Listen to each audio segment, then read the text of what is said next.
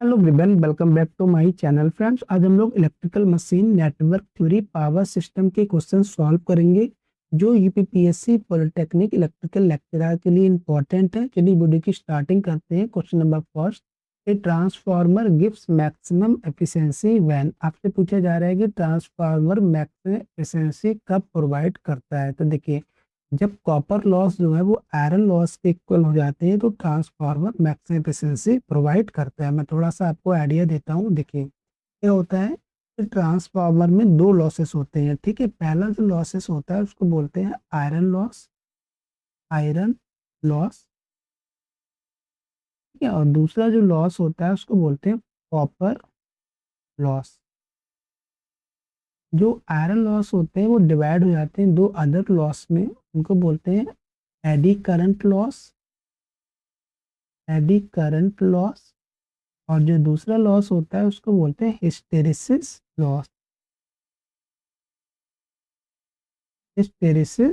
Loss. जो friend जो iron loss होते हैं वो कांस्टेंट लॉस होते हैं, और जो कॉपर लॉस होते हैं वो वेरिएबल लॉस होते हैं। बेसिकली ट्रांसफार्मर की जो बैंडिंग में I²R लॉसेस होते हैं यही कॉपर लॉस होते हैं, और ये लोड करंट के साथ चेंज होते रहते हैं। तो ट्रांसफार्मर की जो मैक्सिमम एफिशिएंसी तब होती है जब कॉपर लॉस जो होते हैं मीन सी यू लॉस जो होते हैं वो आयरन लॉस के बराबर हो जाते हैं। ठीक है, तो इसमें ऑप्शन नंबर जो हमारा सी है वो उसमें करेक्ट हो जाएगा। Copper loss is equal to iron loss. Question number second, according to Thevenin theorem the Thevenin resistance is obtain by. ठीक है, थेवेनिन रेजिस्टेंस आप कैसे ऑब्टेन करोगे। तो देखिए उसमें क्या होता है, जो भी इंडिपेंडेंट वोल्टेज सोर्स होते हैं वो रिप्लेस हो जाते हैं उनके इंटरनल इम्पीडेंस के द्वारा। जब भी आप थेवेनिन रेजिस्टेंस फाइंड आउट करते हैं, जैसे जो वोल्टेज सोर्स होता है वो रिप्लेस हो जाता है शॉर्ट सर्किट से, और जो करंट सोर्स होता है वो रिप्लेस हो जाता है ओपन सर्किट से। तो ऑप्शन में जो हमारा बी है वो उसमें करेक्ट हो जाएगा। ठीक है, मैं थोड़ा सा आपको बता देता हूँ। देखिए क्या होता है, आरटीएच निकालने के जो स्टेप होते हैं, जो पहला स्टेप क्या होता है, सबसे पहले आप लोड रेजिस्टेंस को रिमूव कर दीजिए। Remove load resistance. ठीक है, तो पहले आपने लोड रेजिस्टेंस को रिमूव कर दिया। उसके बाद अगर वोल्टेज सोर्स है सर्किट के अंदर तो आप उसको क्या करेंगे, आप उसको शॉर्ट कर देंगे, शॉर्ट सर्किट। ठीक है, और अगर करंट सोर्स गिवन है, करंट सोर्स भी गिवन है, तो करंट सोर्स को आप कर देंगे ओपन। ठीक है, उसके बाद आप लोड रेजिस्टेंस की साइड से देखेंगे टोटल इक्विवेलेंट रेजिस्टेंस, और उसी को बोलते हैं आरटीएच। ठीक है, तो इसमें कौन सा ऑप्शन ठीक होगा हमारा, ऑप्शन मुझे हमारा बी है, तो उसमें करेक्ट हो जाएगा कि वोल्टेज सोर्स को आप रिप्लेस कर दीजिए शॉर्ट सर्किट से, और करंट सोर्स को रिप्लेस कर दीजिए आप ओपन सर्किट से, जब भी आप थेवेनिन रेजिस्टेंस को फाइंड आउट करें। Question number third, which of the following insulator is generally used for transmission line up to 33 kV। तो 33 kV के लिए आप जनरली कौन सा इंसुलेटर यूज करते हो ट्रांसमिशन लाइन में, ये आपसे पूछा गया है। तो ऑप्शन आपको गिवन है suspension insulator, pin insulator, strain insulator और सैकल इंसुलेटर। तो देखिए बताता हूँ, जो पिन इंसुलेटर होते हैं वो अप टू 33 kV के लिए यूज होते हैं, है ना। अप टू 33 kV आप यूज करते हैं पिन इंसुलेटर। और अगर आपको एबव 33 kV यूज करना है ना, एबव 33 kV की अगर मैं बात करूं तो आप यूज करते हो सस्पेंशन इंसुलेटर। ठीक है, तो सस्पेंशन इंसुलेटर आप यूज करते हो एबव 33 kV।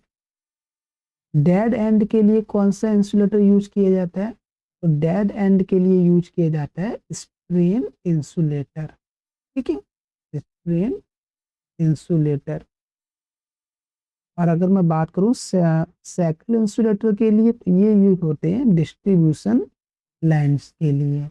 डिस्ट्रीब्यूशन लाइंस के लिए हम यूज करते हैं सैकल इंसुलेटर। तो इसमें ऑप्शन हमारा कौन सा ठीक होगा? तो अप टू 33 केवी आपसे पूछा गया है, तो ऑप्शन नंबर जो हमारा बी है वो उसमें करेक्ट हो जाएगा। ठीक है, question number 4, a 50 hertz 4 pole induction motor has a synchronous speed of, आपसे पूछा जा रहा है 3 फेज इंडक्शन मोटर है जिसमें 4 पोल हैं और फ्रीक्वेंसी 50 हर्ट्ज है, तो उसकी सिंक्रोनस स्पीड क्या होगी? तो देखिए आप इसको कैसे सॉल्व करेंगे। सिंक्रोनस स्पीड का जो फार्मूला होता है उसको बोलते हैं N S equal to 120 F upon P. ठीक है, फ्रीक्वेंसी आपको गिवन है 50 हर्ट्ज, पोल आपको गिवन है 4, तो यहाँ से कितना आ जाएगा? यहाँ से आ जाएगा 1500 आरपीएम। ये फ्रेंड्स क्या हो गई? ये फ्रेंड्स हो गई सिंक्रोनस स्पीड। ठीक है, तो ऑप्शन में जो हमारा सी है वो उसमें करेक्ट हो जाएगा। Question number 5, according to Norton theorem a equivalent circuit consist of, देखिए नॉर्टन थ्योरम में इक्विवेलेंट सर्किट में क्या क्या होता है ये आपसे पूछा गया है। तो ऑप्शन में जो हमारा ए है voltage source in series with resistance, ये फ्रेंड्स जो होता है ये थेवेनिन के लिए होता है, थेवेनिन के इक्विवेलेंट सर्किट की बात हो रही है इसमें। ऑप्शन में जो हमारा बी है current source in parallel with resistance, तो ये वाला ऑप्शन आपका ठीक हो जाएगा। ऑप्शन में जो हमारा बी है वो उसमें करेक्ट होगा, बाकी जो ऑप्शन है वो रॉन्ग ऑप्शन है ना। करंट सोर्स जो होता है वो पैरेलल में होता है रेजिस्टेंस के साथ, उसी को बोलते हैं नॉर्टन इक्विवेलेंट सर्किट। देखिए मैं थोड़ा आपको बता देता हूँ, अगर मैं थेवेनिन की बात करूँ, थेवेनिन का जो इक्विवेलेंट रेजिस्टेंस होता है उसमें voltage source plus series resistance होता है। ठीक है, और अगर नॉर्टन की बात करें तो नॉर्टन में क्या होता है? Current source plus parallel resistance, parallel resistance. तो ये थेवेनिन इक्विवेलेंट रेजिस्टेंस हो गया और ये नॉर्टन इक्विवेलेंट रेजिस्टेंस हो गया। ठीक है, तो क्वेश्चन में आपसे नॉर्टन का जो है पूछा गया था, तो नॉर्टन के लिए क्या होगा? Current source in parallel with resistance. ठीक है, question number 6, which of the following is the primary function of circuit breaker, तो आपसे बोला गया है कि सर्किट ब्रेकर का प्राइमरी फंक्शन क्या होता है। तो देखिए फ्रेंड, सर्किट ब्रेकर का जो प्राइमरी फंक्शन होता है वो इंटरप्ट फॉल्ट करंट, तो ऑप्शन में जो हमारा बी है वो उसमें करेक्ट हो जाएगा। देखिए क्या होता है, सर्किट ब्रेकर के जो मेनली फंक्शन होते हैं, फॉल्ट आने पर सर्किट को ऑटोमेटिकली डिस्कनेक्ट करना, दूसरा इक्विपमेंट को डैमेज से बचाना, तीसरा फॉल्ट करंट को सुरक्षित रूप से इंटरप्ट करना। ठीक है, तो इसमें ऑप्शन में जो हमारा बी है वो उसमें करेक्ट हो जाएगा, interrupt fault current. Question number 7, slip of N induction motor at synchronous speed, तो आपसे पूछा गया है कि इंडक्शन मोटर की जो स्लिप होती है वो सिंक्रोनस स्पीड पर क्या होती है। तो आप इसको सॉल्व कर लीजिए। देखिए स्लिप का जो फार्मूला होता है S equal to N S minus N upon N S. ठीक है, एन एस को बोलते हैं सिंक्रोनस स्पीड और एन को बोलते हैं रोटर स्पीड। ठीक है, तो आपसे बेसिकली क्या पूछा गया है? स्लिप के बारे में पूछा गया है। तो अब इसमें आप क्या करिए, इसमें आप इसका आंसर जो है कैसे सॉल्व कर सकते हैं। तो क्वेश्चन में पूछा गया है कि सिंक्रोनस स्पीड पर क्या होगी, तो अब आप इसमें क्या नोट कर सकते हैं। देखिए if rotor speed rotor speed equal to synchronous speed, मतलब आपसे सिंक्रोनस स्पीड पे पूछा गया है। अगर रोटर की स्पीड सिंक्रोनस स्पीड के बराबर होगी, मतलब एन बराबर एन एस हो गया, तो स्लिप क्या हो जाएगी? स्लिप जीरो हो जाएगी।